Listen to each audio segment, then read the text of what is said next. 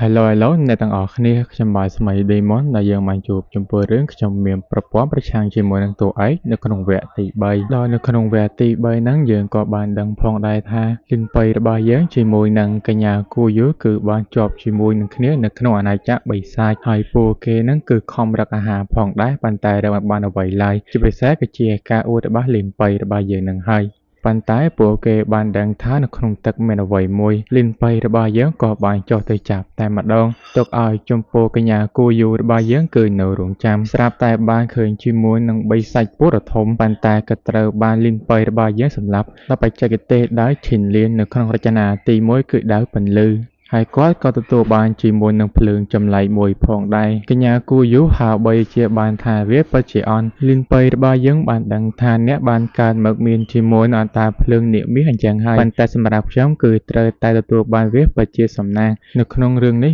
ភ្លើងចម្លែកក៏បានបែកជាថ្នាក់មានដល់កម្រិតផងដែរប៉ុន្តែខ្ញុំមិនតន់និយាយទេហើយឥឡូវនេះលិនប៉ីរបស់យើងគ្រាន់តែចាកចេញពីទីនេះដើម្បីស្វែងរកច្រកចេញប៉ុន្តែគាត់ក៏បានធំក្លិនជាមួយនឹងកន្លែងអ្វីមួយបន្ទាប់ពីគាត់បានទៅមើលបានដឹងថាហើយបីជានៅខាងក្រោមនេះគឺជាទ្វីបអ្វីមួយឬក៏ជាភពអ្វីមួយគាត់ក៏បានសាកល្បងបោះអ្វីចូលផងដែរប៉ុន្តែដូចជាគ្មានប្រតិកម្មអ្វីឡើយគាត់ក៏បានត្រឡប់ទៅវិញហើយក៏បានហៅជាមួយនឹងកញ្ញាគូយូគឺបានមើលទីនេះជាមួយនឹងគាត់ពួកគេទាំងពីរនាក់ក៏បានលូតចុះទៅខាងក្រោមតែម្ដងនៅពេលដែលពួកគេធ្វើដំណើរទៅមុខទីហ្នឹងក៏បានឃើញថាមានជាមួយនឹងការវាយប្រហារទៅកាន់ពួកគេដោយយើងក៏បានឃើញជាមួយនឹងសត្វចម្លែកក្បាល3ដោយវាស្ថិតនៅក្នុងដំណាក់កាលស្នូលមាសឬក៏អាចលើសនឹងពួកគេទាំងពីរនាក់ក៏បានបញ្ចេញជាមួយស្នៀករៀងៗខ្លួនដើម្បីចាប់កាយទៅកាន់វាប៉ុន្តែទោះបីជាពួកគេបានប្រើជាមួយស្នៀកកម្ពូល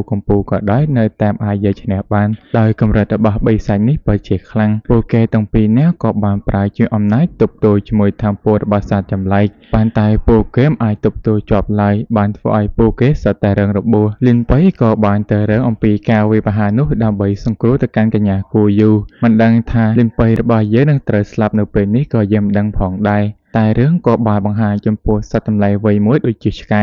នៅក្នុងអេស៊ីបអ្នកគ្នាគួរតែដឹងហើយវាបាននិយាយថាព្រះអង្គម្ចាស់ទាំង4ទិសគឺមិនអាចស្លាប់បានឡើយដូច្នោះវាក៏បានជួយឲ្យចំពោះមនុស្សម្នាក់នោះក៏រស់ឡើងវិញដោយវាសម្ដៅទៅដល់ចំពោះលិនប៉ៃរបស់យើងជាពិសេសក៏ត្រូវការជាមួយនឹងអំណាចរបស់ព្រះអង្គផ្សេងៗទៀតដើម្បីជួយទៅកាន់ព្រះអង្គម្ចាស់ទិសទាំង4ពួកព្រះទាំងអស់នោះក៏បានយល់ព្រមខ្ញុំអត់សូវដឹងដែរអញ្ចឹងខ្ញុំគ្រាន់តែហាងចឹងសិនទៅដោយពួកគេទាំងអស់នោះសត្វតែយល់ព្រមនឹងជួយសាកល្បងពង្រឹងសមត្ថភាពរបស់លីនប៉ៃចំណែកខាងកញ្ញាប៊ីយុនវិញក៏ចង់ចូលទៅតាមច្រកនោះដើម្បីជួយទៅកាន់ចំពោះលីនប៉ៃនិងកញ្ញាគូយូប៉ុន្តែក៏មើលកញ្ញាប៊ីយុនចឹងចូលបាត់ទៅហើយចំពោះប្រព័ន្ធក៏បានប្រាប់ថាឥឡូវនេះលីនប៉ៃរបស់យើងបានយកឈ្នះចិត្តរបស់កញ្ញាគូយូបាន 100% គាត់ក៏ទទួលបានពិន្ទុសំណាងនិងពិន្ទុផ្សេងៗទៀតនៅពេលដែលពួកគេកំពុងនិយាយគ្នានោះអាចគិតមើលទៅកាន់កញ្ញាប៊ីយុនយន្តទីប៊ីចូលទៅកាន់ច្រកអាណាចក្រចម្លែកឬក៏បិសាចលិនប៉ៃរបស់យើងគាត់ក៏កំពុងតែឆ្ងល់អំពីសញ្ញាអ្វីមួយនៅលើដៃរបស់គាត់ដើម្បីចង់មើលអំពីអត្តសញ្ញាណរបស់វាគាត់គឺត្រូវចំណាយជាមួយពិន្ទុគឺ1លានប៉ុន្តែលិនប៉ៃរបស់យើងគ្មានពិន្ទុដល់ប៉ុណ្ណឹងនោះទេវាពិតជាច្រើនស្រាប់តែយើងបានឃើញថាកញ្ញាគូយូក៏បានមកពិន្ទុចំពោះលិនប៉ៃរបស់យើងប្រព័ន្ធក៏បានប្រាប់ផងដែរឆាប់ធ្វើជាមនុស្សអាក្រក់ទៅដែលយើងក៏បានដឹងហើយថាមនុស្សអាក្រក់ហ្នឹងបន្តពីនោះហើយគេក៏ណែអើយអ្នកគ្នាក៏ដឹងញ៉ាំនិយាយច្រើនទេយើងក៏អាចរំលឹងបានពួកគេក៏ដឹងតាចូលរឿងបន្តហើយចំពោះកម្រិតរបស់ពួកគេទាំងពីរនាក់ក៏បានកើនឡើងផងដែរបង្ហាញចំពោះខាងរបស់សឺមៀនវិញដែលគ្រូរបស់អបិសឺមៀនឈ្មោះថាដានឈិនគាត់ពិតជាសរសើរពីសមត្ថភាពរបស់សឺមៀនដែលពិតជាអាចហ្វឹកហាត់ឈានដល់ដំណាក់កាលបង្កើតស្នូមាសបានទៅហើយពិតជាអាចឲ្យគាត់សងសឹកទៅកាន់មនុស្សពីរនាក់ដែលបានក្បត់គាត់គឺជាកូនសិស្សគាត់ក៏បានមកមើលចំពោះសឺមៀនដោយសារតែរឿងរបួសមូលហេតុនេះគឺដោយសារតែកញ្ញាគូយូយើងអស់ចិត្តពីវាបង្ហាញចំពោះលិនប៉ៃរបស់យើងវិញឥឡូវនេះគេក៏បានដឹងហើយថាខ្លួនមិនបានយល់សប្បន្នឡើយពិតជាបានអាណែជាមួយនឹងកញ្ញាគូយូពួកគេក៏បានមកដល់ទីតាំងកន្លែងណាមួយមនុស្សពីរនាក់នេះបានឆ្ងល់ទៅកាន់ចំពោះលិនប៉ៃរបស់យើងមើលម្ដងនេះដូចជាបែកថ្នាំអញ្ចឹងនិយាយទៅដូច ដូចជាមនុស្សខុសគ្នាពីដើមតែម្ដងដូចជាមនុស្សឈួតអ្នកគ្នាប្រហែលគួរតែដឹងអំពីរឿងនេះហើយអ្នកគ្រូប៊ីយុនក៏បានប្រាំពីការដេញថ្លៃផងដែរស្រាប់តែប្រព័ន្ធក៏បានប្រាប់ដូច្នេះគឺឲ្យចំពោះលីងប៉ៃរបស់យើងទៅកន្លែងដេញថ្លៃហើយក៏ត្រូវតែចាប់យកអាការរបស់ស៊ឺមានកុំឲ្យគេទទួលបានលីងប៉ៃរបស់យើងក៏បានមកដល់ទីក្រុងស្រាប់តែក៏បានឃើញថាស៊ឺមានជាមួយនឹងក្មេងស្រីម្នាក់កំពុងតែឆ្លោះគ្នាដោយក្មេងស្រីម្នាក់គឺបន្លំខ្លួនធ្វើជាប្រុសហើយនាងដូចជាមានឈ្មោះថាបៃឈីងមូលហេតុពួកគេឆ្លោះគ្នានឹងដោយសារតែពួកគេដណ្ដើមយកជាមួយនឹងឱសថខាងវិញ្ញាណនៅក្នុងគាត់ដឹងឲ្យសម្រាប់ពួកគេយកទៅចម្រាញ់ថ្នាំប្រព័ន្ធក៏បានប្រតិកម្មលីនប៉ៃឲ្យទៅជួយក្នុងបបាយពួកគេទាំងពីរនាក់បើសិនជាមិនធ្វើទេលីនប៉ៃរបស់យើងត្រូវស្លាប់នៅក្នុងកំដាប់ដៃរបស់ស៊ឺមានក៏បានទៅវាប្រហារធ្វើបាបវាបន្ទាប់ពីបានឃើញជាមួយនឹងលីនប៉ៃរបស់យើងភ្លាមស៊ឺមានក៏ចាប់ផ្ដើមវាប្រហារជាមួយនឹងបាតដៃថាមពោ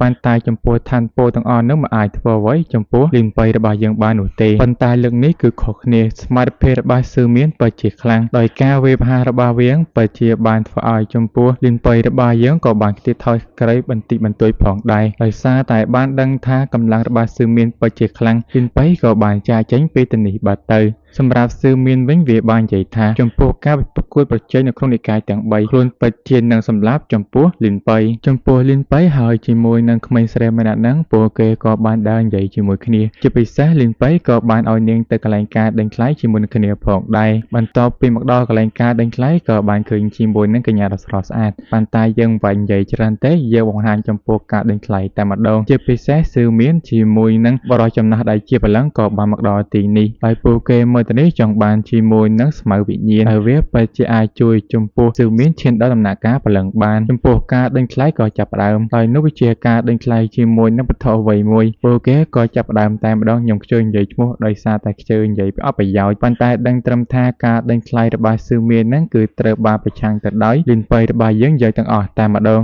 មិនថាជាមួយនឹងរ៉ែឬក៏ជាអ្វីទេនិយាយតែត្រូវបានចំពោះលីនប៉ៃរបស់យើងគឺតែងតែផ្ដាច់មុខទៅកាន់ចំពោះស៊ឺមានបានធ្វើឲ្យចំពោះស៊ឺមានពិតជាខឹងចង់ទៅវាយទេព្រោះថាឥឡូវនេះវត្ថុដែលគេចង់បានហ្នឹងគឺធ្លាក់មកលើដៃចំពោះលីនប៉ៃរបស់យើងបាត់ទៅហើយវាខឹងខ្លាំងពេកក៏ទៅវាប្រហារប៉ុន្តែក៏ត្រូវបានអ្នកគ្រប់គ្រងការដេញថ្លៃក៏បានគៀបសង្កត់វាបើសិនតែមានរឿងដូច្នេះកើតឡើងម្ដងទៀតនាងនឹងសម្លាប់ចោលតែម្ដងលោកគ្រូឆិនក៏បានសួរទៅកាន់ចំពោះស៊ឺមានហើយអ្វីអ្នកមិនអាចគ្រប់គ្រងទៅកាន់អារម្មណ៍របស់អ្នកបានសូម្បីតែស៊ឺមានក៏មិនបានដឹងផងដែររាល់ដងអារម្មណ៍របស់គេដូចជាមិនដូចឆ្នេះដែលកើតឡើងឡើយដូច្នេះហើយគាត់នឹងស៊ើបរកចំពោះរឿងអ្វីមួយដែលកើតប្រក្តីចំពោះស៊ឺមានពួកគេគ្រាន់តែដេញថ្លៃយកជាមួយនឹងស្មៅវិញ្ញាណសម្រាប់លីនប៉ៃរបស់យើងឆ្ងល់តើភារកិច្ចមិនទាន់បានបញ្ចប់ទេឬមូលហេតុមិនទាន់បានបញ្ចប់គឺដោយសារតែនេះគឺជាការដេញថ្លៃចុងក្រោយជាមួយនឹងឱសថវិញ្ញាណដែលគ្មានឈ្មោះនោះទេប៉ុន្តែពួកគេទទួលបានមកពីសមុទ្រខ្មៅបើតាមអ្វីដែល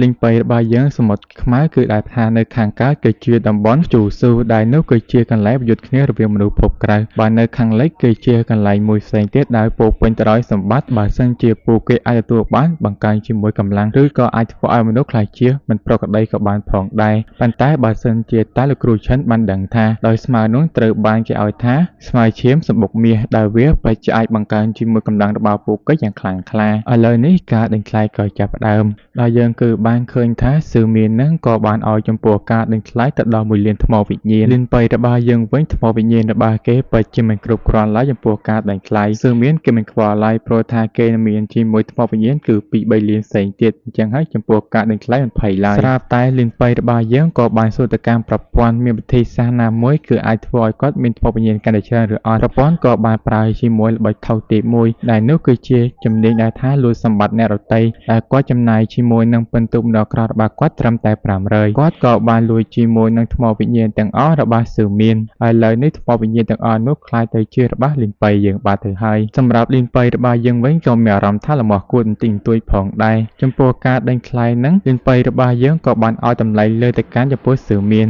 នប្រឹងដេញថ្លៃបន្តហើយក៏ត្រូវបានលីនប៉ៃយើងសួរហើយមានថ្មវិញ្ញាណឬអត់បន្ទាប់ពីបានមើលឃើញថាថ្មវិញ្ញាណរបស់វាគឺបានបាត់អស់បាត់ទៅហើយមើលទៅលីនប៉ៃរបស់យើងពិតជា ជាមនុស្សដ៏ថោកទាបមែនទែនឥឡូវនេះចំពោះស្មៅឈាមសម្បុកមាសនឹងក្លាយទៅជារបស់លីនប៉ៃរបស់យើងបន្ទាប់ពីគាត់ទទួលបានជាមួយនឹងសម្ភារៈរបស់គាត់មកគឺមានក៏បានមកនិយាយដូចលក់លុយជាមួយនឹងលីនប៉ៃប៉ុន្តែដូចយ៉ាងណាក៏មិនអាចឈ្នះជាមួយនឹងលីនប៉ៃដោយសារតែវត្ថុដៃវាចង់បាននឹងឥឡូវនេះកំពុងតែនៅក្នុងដៃរបស់គាត់កញ្ញាប៉ៃឈីងក៏បានមកសួរជាមួយនឹងលីនប៉ៃរបស់យើងរឿងរ៉ាវជាមួយនឹងគឺមានហេតុអ្វីឆ្លោះគ្នាគាត់ក៏បានប្រាប់តែម្ដងបន្ទាប់ពីដឹងហើយកញ្ញានឹងក៏មានការខឹងចំពោះគឺមានផងដែរលីនប៉ៃរបស់យើងបន្តពីត្រឡប់មកវិញបានដឹងថាកញ្ញាគូយូនឹងគឺបានត្រឡប់ទៅកាន់គ្រួសាររបស់នាងវិញហើយដោយសារតែពុករបស់នាងគឺបានមកយើងជាពិសេសក៏បានផ្ដល់សារអ្វីមួយព្រឹត្តិការណ៍ចំពោះលីនប៉ៃនៅក្នុងសារនោះបាននិយាយថាជាមួយនឹងលីនប៉ៃរបស់យើងមិនស័ក្តិសមជាមួយនឹងគូយូនោះទេនិយាយទៅសូម្បីតែច្រកទ្វារផ្ទះរបស់គ្រួសារគូហែងក៏មិនអាចបើករួចផងដែរប៉ុន្តែបានធ្វើឲ្យចំពោះអ្នកគ្រូប៊ីយុនពិតជាមានការខឹងជាខ្លាំងសម្រាប់រឿងនេះលីនប៉ៃរបស់យើងទៅដោះស្រាយប៉ុន្តែលើនេះខ្លួនគួរតែទៅដោះស្រាយជាមួយនឹងគឺមានឲ្យរួចសិនស្រាប់តែអ្នកគ្រូប៊ីយុនក៏បានប្រគល់ជាមួយនឹងក្រត់ថ្នាំកម្រិតទី5តែម្ដងឲ្យទៅការចំពោះលីនប៉ៃរបស់យើងសម្រាប់វឹកហាត់លីនប៉ៃរបស់យើងគឺចាប់ផ្ដើមវឹកហាត់ហើយព្រោះថាលើនេះគាត់មានជាមួយនឹងសម្ភារៈជាច្រើនតែម្ដងក្នុងដៃគាត់ធ្វើយ៉ាងណាគឺត្រូវតែទម្លុះជាមួយនឹងកម្រិតរបស់គាត់ឲ្យឈានដល់ដំណាក់កាលស្នូលមាសជាពិសេសគាត់ក៏បានចំណាយជាមួយនឹងបន្ទូរបស់គាត់រៀនឬក៏ទិញថ្នាំផ្សេងៗទៀតដើម្បីបង្កើនជាមួយនឹងសមត្ថភាពរបស់គាត់កាន់តែខ្លាំងដល់យើងក៏បានឃើញផងដែរថាឥឡូវនេះលីងប៉ៃរបស់យើងនឹងពិតជាអាចវឹកហាត់ឈានដល់ដំណាក់កាលស្នូលមាសបានផងដែរ